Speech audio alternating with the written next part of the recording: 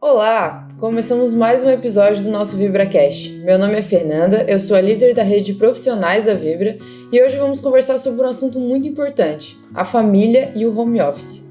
Para trocar essa ideia com a gente, tá aqui a Pamela. Oi pessoal, eu sou a Pamela, líder da comunidade da Vibra, e justamente por ter esse contato mais próximo com os profissionais que atuam em home office, eu sei que pode ser desafiador manter um bom equilíbrio entre vida profissional e vida pessoal e familiar no home office. Por isso eu te convido a entender mais sobre essa dinâmica e como alcançar esse tão desejado equilíbrio entre família e trabalho. Fica com a gente!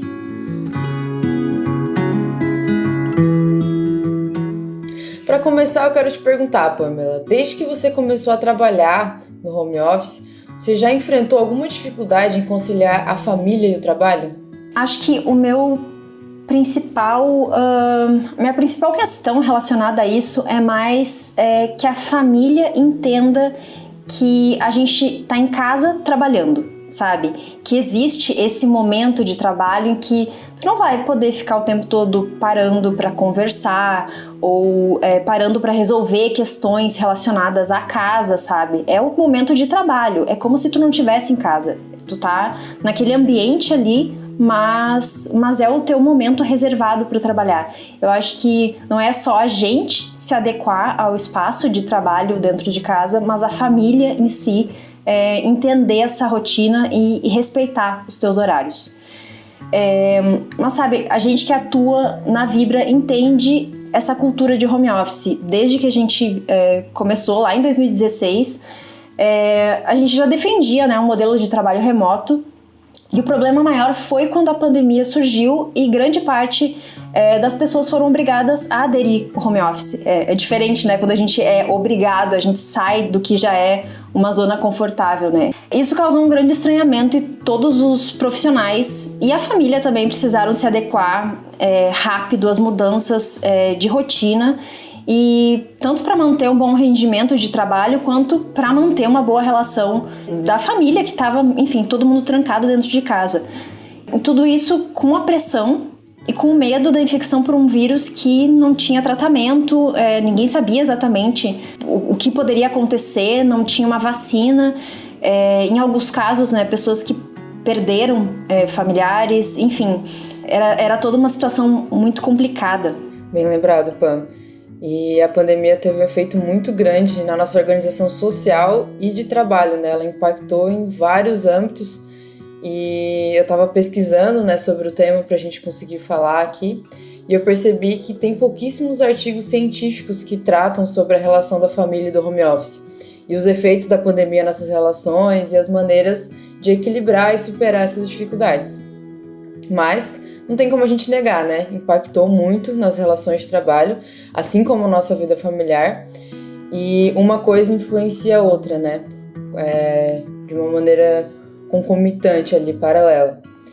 E o estresse no trabalho pode, então, como a gente estava sofrendo uma pressão diferente ali, interferir nas nossas relações familiares. Inclusive tem uma pesquisa chamada O Home Office e dos seus impactos causados no âmbito do conflito trabalho e família, que fala justamente sobre isso, sobre essa falta de dados científicos e a influência que um setor da vida possui sobre o outro. E nessa pesquisa eles entrevistaram 49 profissionais que costumam atuar presencialmente, mas precisaram aderir ao home office quando a pandemia foi instaurada. E as respostas trouxeram alguns pontos de conflito que eu acredito já foram enfrentados por quase todos nós que atuamos em home office, e alguns deles são: as demandas do meu trabalho interferem na minha vida familiar, os meus deveres no trabalho me levam a mudar meus planos para as atividades familiares, e as demandas da minha família interferem nas minhas atividades de trabalho, e eu preciso adiar as atividades de trabalho por causa das demandas que surgem quando eu estou em casa. Enfim, o que eu tinha falado ali no início. E de fato, quando a gente começa a trabalhar em casa e não tem uma rotina bem estabelecida, é comum que o tempo de qualidade que a gente tinha com a família, as responsabilidades domésticas e as demandas do trabalho se misturem. Porque se a gente não está habituado com aquilo ali, a gente estava acostumado a sair de casa e aquele tempo simplesmente não poderia atender nem a família nem as atividades domésticas por um motivo óbvio, que não estava ali fisicamente, mas como o físico se misturou e tudo estava acontecendo no mesmo lugar, aconteceu que teve essa mistura. E o problema é que juntar todas essas demandas pode sobrecarregar a gente emocionalmente e junto com as incertezas que estavam no momento, né?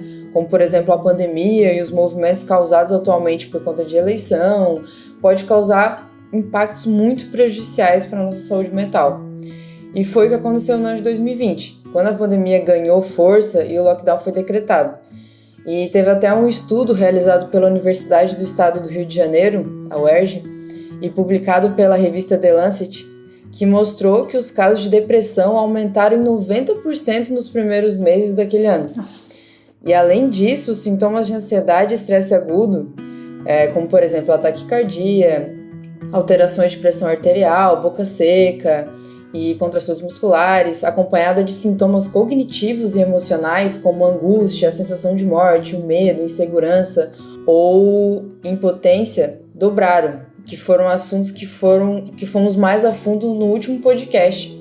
Se o nosso ouvinte aí quiser conferir, está disponível no nosso canal do Spotify. E outra questão que, assim, a gente não pensa muito, quer dizer, muitos de nós não pensam tanto, mas as mulheres acabam estando nos grupos mais afetados, né? É o que apontou uma pesquisa também realizada em âmbito mundial por pesquisadores da Universidade de Queensland, nos Estados Unidos. E a justificativa para esse aumento de distúrbios emocionais entre as mulheres é justamente o acúmulo de funções, né? Muitas, naquele momento, não tinham apoio, dos companheiros ou uma divisão correta de atividades e acabavam por acumular o trabalho remoto, as funções domésticas e, em muitos casos, precisavam dar um suporte para os filhos nas aulas online e ainda a atenção que eles demandavam, né? E isso era uma preocupação e uma reclamação que eu via muitas pessoas do meu convívio que tinham crianças. Eu não sou uma educadora, eu não sei ensinar crianças dentro de casa, como fazer isso. E acabava que, querendo ou não, as mulheres tinham uma sobrecarga ainda maior relacionada a isso. É bem isso, Pam. E eu lembro de uma frase que eu li num artigo no blog da Fiocruz, de Brasília, onde a diretora Fabiana Damasio explica que os problemas envolvendo a saúde mental e o trabalho, elas estão relacionadas principalmente a 3 pilares. Ao tempo, quando não estabelecemos um limite entre as tarefas de trabalho e a vida pessoal. O espaço, porque os locais físicos de trabalho foram substituídos por redes comunicacionais e mídias sociais, então não mais aquela diferença ali de espaço. E as condições de trabalho remoto. E é interessante a gente pensar nisso e analisar a nossa atuação profissional de maneira remota, para a gente conseguir estabelecer esses limites, tratar os problemas emocionais e resolvermos os nossos conflitos trabalho e família.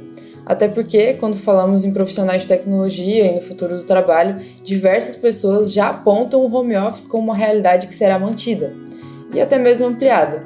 Acho que não é novidade para ninguém que os desenvolvedores estão preferindo ficar em casa por uma série de motivos, não só desenvolvedores, várias outras profissões também, porque traz uma série de benefícios. Claro, não é perfeito, mas traz uma série de benefícios.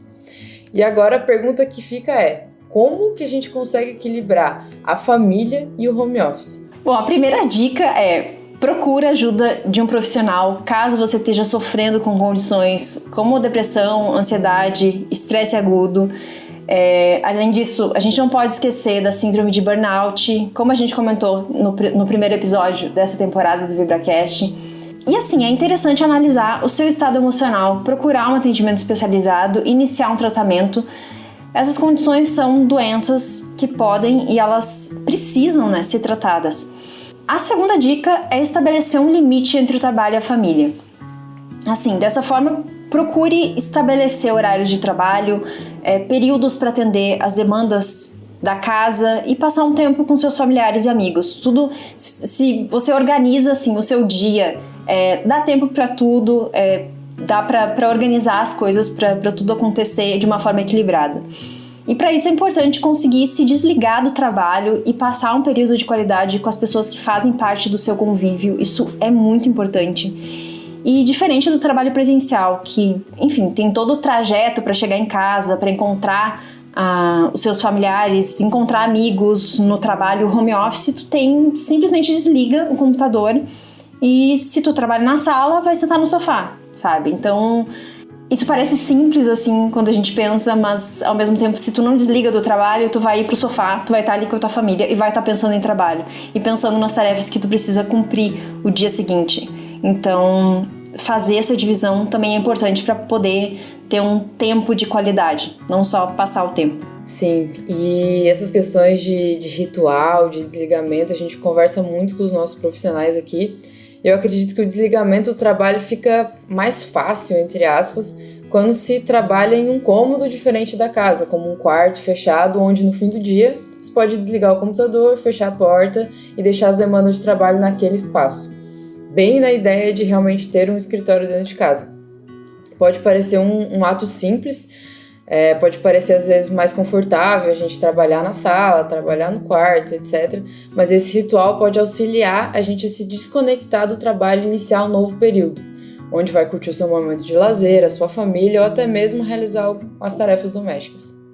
Agora, não é todo mundo que tem a possibilidade de ter um quarto reservado para isso, né? A gente sabe que as realidades são bem distintas. Se você não tem essa disposição de espaço e atua na sala da casa ou até mesmo no seu quarto, o desligamento do trabalho pode ser um pouquinho mais difícil, mas também é possível.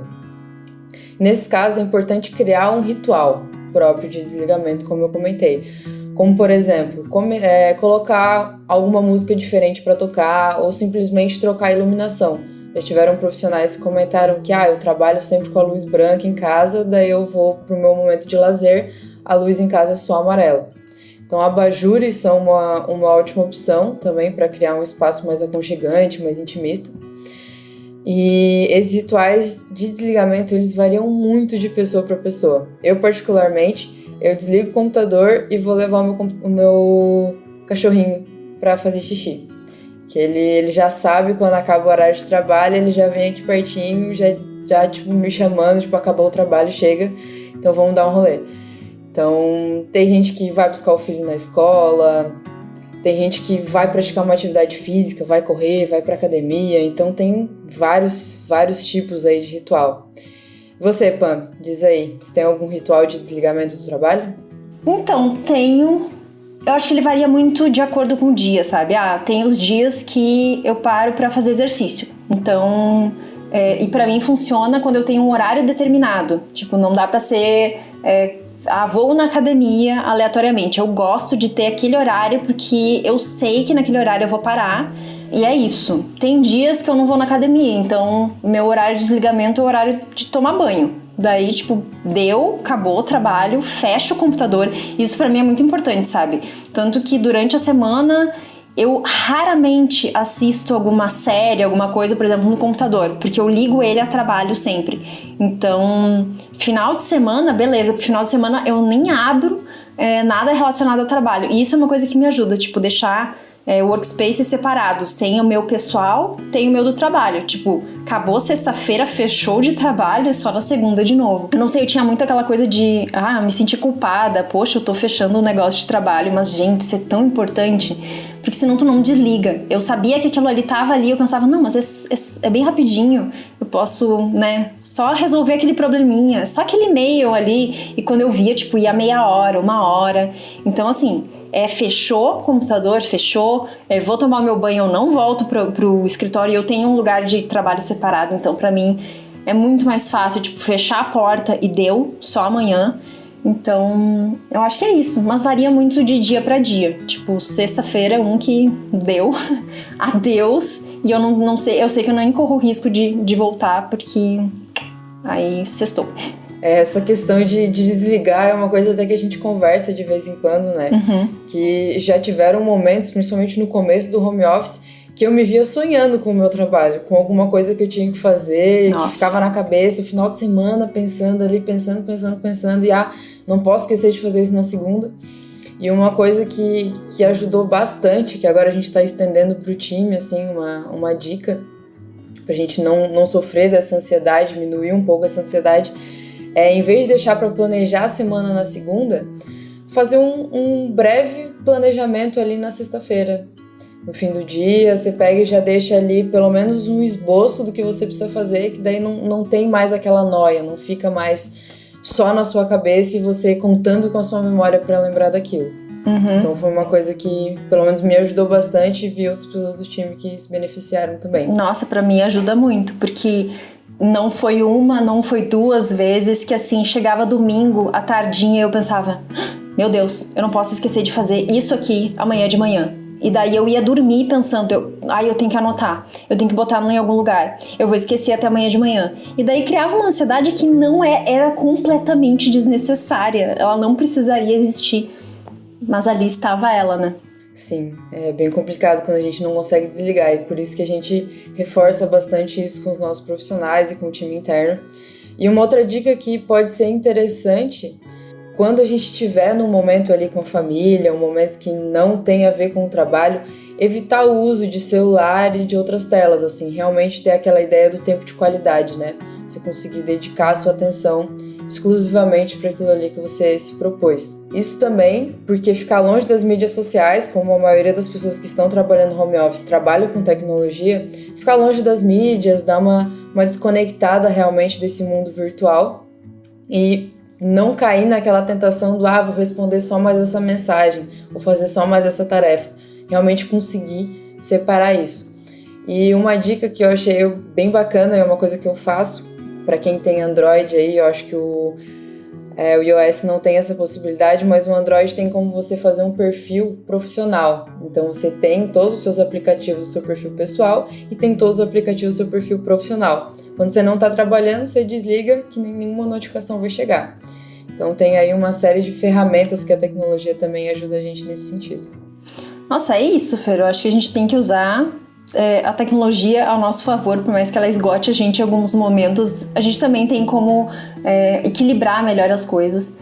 E é muito importante deixar as telas de lado, enfim, principalmente, como tu comentou, a gente trabalha remotamente, passa horas na frente do computador, respondendo mensagem de celular. A gente sabe que é complicado em alguns momentos, né? Porque tudo que a gente faz gira em torno da tecnologia, mas assim, dá pra deixar assim de lado. Mídia social vai estar ali quando tu voltar, não vai ter acontecido uma grande coisa. Se acontecer, tu vai ficar sabendo. Deixa assim, faz esse teste, deixa um final de semana assim, sem mexer no celular. É bom esse detox de vez em quando. Até porque quando a gente tá com a nossa família, com os nossos amigos, é legal tá ali, realmente, ter atenção plena no que tu tá fazendo.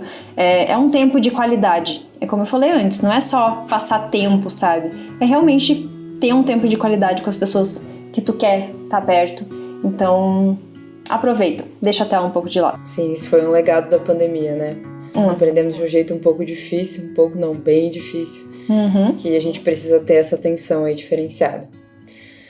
Bom, pessoal, esse foi o nosso segundo episódio do VibraCast 2022. Esperamos que vocês tenham gostado e que as nossas dicas sobre equilíbrio entre a vida e o home office tenham sido de alguma maneira úteis para cada um que ouviu a gente até aqui. Agradeço muito a atenção de vocês. A gente sabe que home office, ao mesmo tempo que apresenta muitas vantagens, pode ser um desafio quando se trata do convívio com outras pessoas, mas com equilíbrio a gente consegue atingir os nossos objetivos profissionais e manter boas relações profissionais também. Sim, caso vocês queiram conferir mais dicas sobre o trabalho remoto, vocês podem acessar as mídias sociais e os artigos do nosso blog, da Vibra. A gente vai deixar o link aqui para vocês. E um abraço e até o nosso próximo episódio, quando a gente vai falar sobre transtornos e fobias. Esperamos todos vocês, pessoal. Até mais!